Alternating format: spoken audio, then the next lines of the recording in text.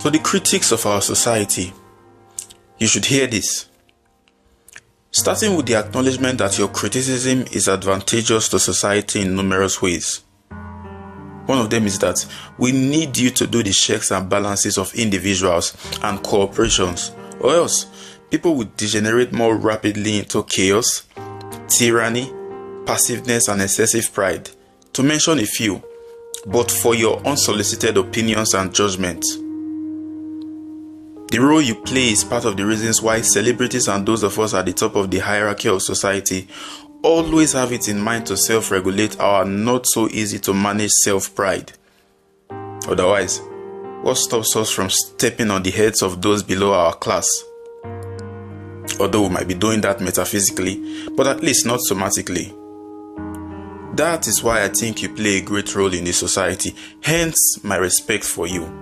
However, you too, the critics, need to keep yourself in check. If not, you might end up setting our whole society ablaze, including the things you simply don't understand. One of them being the concept of Christianity. I understand the points you raise against it. Matter of fact, I support some of them because we all see the flaws, even from the inside. Therefore, your points are valid or have at least an iota of truth in them. But here's the rub. Your claim that Christianity is bad in its entirety, what could be more incorrect? Unless you are naive beyond my guess, you will know that if Christianity and everything that stems from it, both positive and negative, depending on your point of view, were all at once removed completely, the world will become much more worse than it is. A lot of things will come crumbling down before our eyes because these things have become tightly interconnected over the centuries. So that is not an option. This is the danger of oversimplification. The danger of seeing things only in the light of bad and good, rather than doing the work of putting them into context, investigating, or at least coming up with perfect alternatives and see how unattainable that is.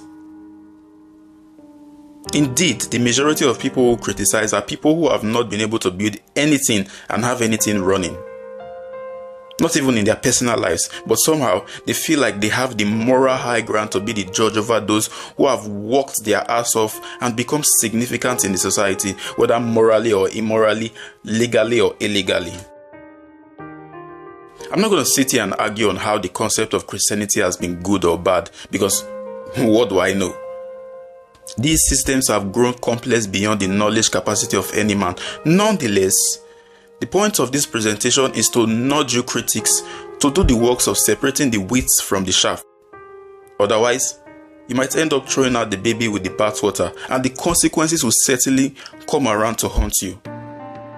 We always pay for our deeds, as you already know. See you on the next one.